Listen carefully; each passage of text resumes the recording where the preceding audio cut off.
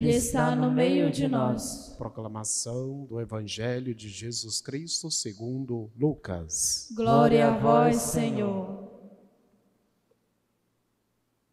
Naquele tempo, Jesus ergueu os olhos e viu pessoas ricas depositando ofertas no tesouro do templo. Viu também uma pobre viúva que depositou 2 pequenas moedas. Diante disto, ele disse: em verdade vos digo que essa pobre viúva ofertou mais do que todos, pois todos eles depositaram como oferta feita a Deus aquilo que lhes sobrava. Mas a viúva, na sua pobreza, ofertou tudo quanto tinha para viver. Palavra da salvação. Glória a vós, Senhor.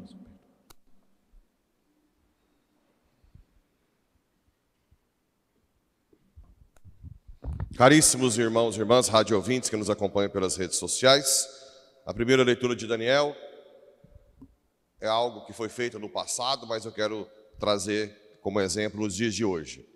O rei Nabucodonosor invadiu Jerusalém, o rei de Judá, saqueou tudo, mas não só objetos, também pessoas.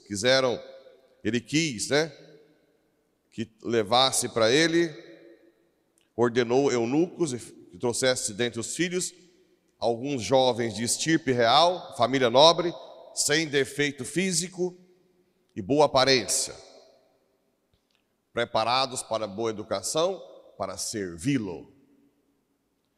O que é a mensagem para os dias de hoje? Guarda isso.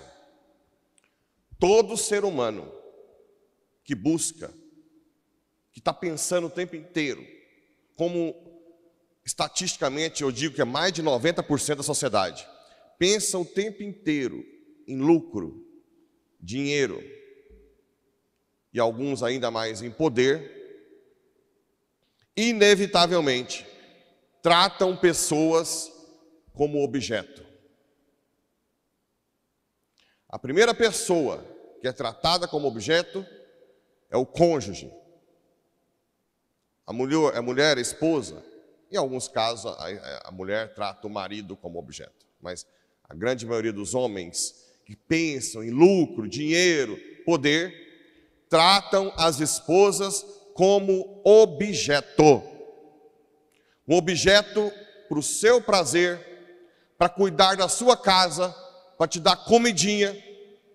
Não amam como deveriam, porque o amor vem de Deus. Tratam os filhos como objeto.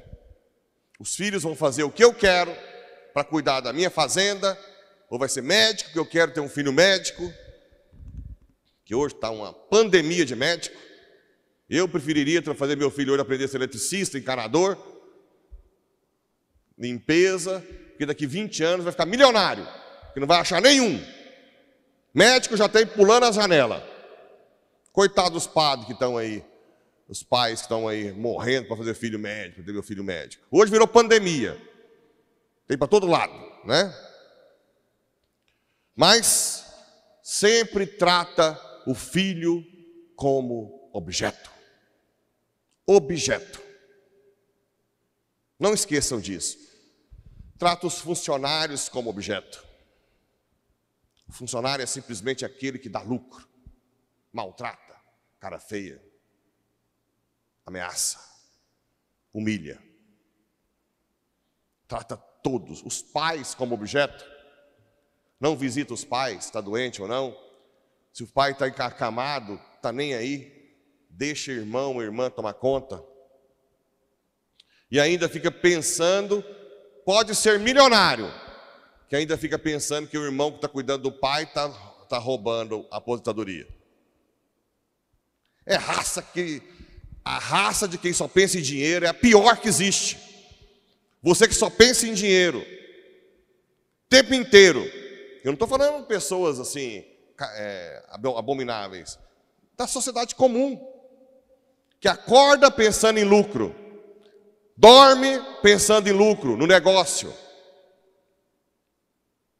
Tive um amigo uma vez que mexia com gado. Quando ele vendia o gado, que depois em seguida subia a arroba, ele ficava em depressão no quarto. Eu tinha que ir lá, né? Minha vontade de deixar lá. Até tomar tipo. É regra. Regra.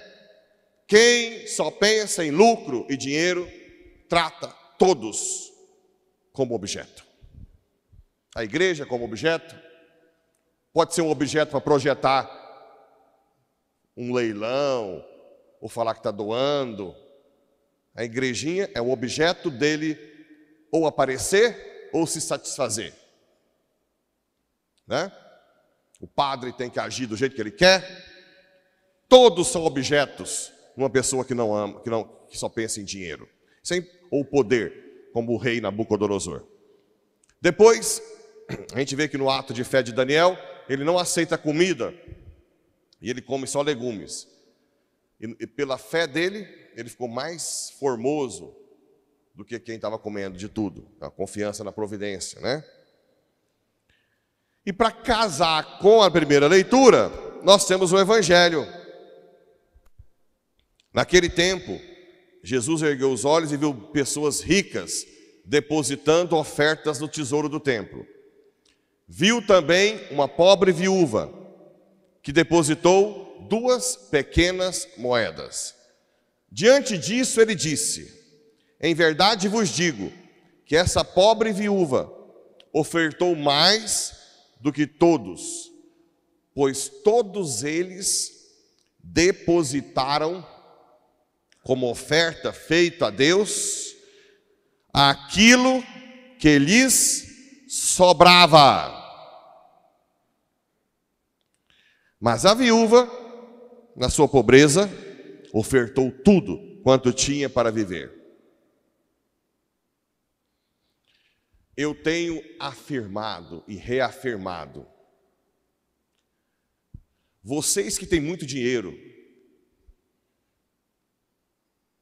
que têm várias lojas, vários alqueires de soja, várias cabeças de gado, vocês acham que Deus é bobo? Ele sabe o quanto vocês estão lucrando. Para depois vocês virem à igreja e dar uma merrequinha, que para nós até muito, mas diante do que você tem, não é nada. E eu não estou falando isso por causa da igreja precisar, não. O dízimo da igreja dá para viver bem. E também o minha côngora, não aumenta R$1 com o seu dinheiro. Eu estou falando que você está fazendo Deus de palhaço. Você está fazendo Deus de palhaço. Aqui em Goiás, eu convivo em lugares que tem fazenda de gado e fazenda de soja. Praticamente ninguém devolve o dízimo como deveria. E vocês vão pagar por isso. O dízimo, por que eu forço o dízimo? Porque o dízimo é porcentagem. Não é... A nossa vida não vai mudar nada, mas a sua, diante de Deus. Padre, mas é impossível, eu não dou conta de devolver 10%. Devolva 5%, 6%, até você rezar mais. Porque o dízimo é um ato de fé. O problema é que não devolve nada. Devolve uma merrequinha aí. Que para quem é muito rico, essa merrequinha para nós é muito. Mas eu não estou preocupado para nós. Eu estou preocupado de você diante de Deus, criatura.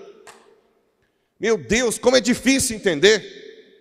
Se você vende um gado, tira a despesa do gado, aquele lucro precisa ser dizimado. Se você vende a soja, tira a despesa da soja. Mas quem faz isso? Quem faz isso? Quase ninguém é dizimista de verdade. E tem mais. Está cheio de dizimista que ganha um salário mínimo. Dizimista de 10%. Que hoje eu não sei como é que sobrevive.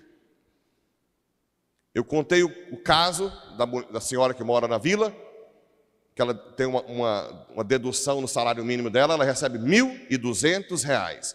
E um dia ela chegou em mim e disse: padre, me perdoa, eu queria muito continuar indo na missa cedo, mas agora o dinheiro não dá, porque eu quero dizimar certinho. Eu disse: não, deixa de devolver o dízimo e vai na missa. Não, padre, eu não dou conta. eu tenho que dar os 10% para Deus. Me perdoa, eu vou na missa domingo e vou rezar. Aí tá bom.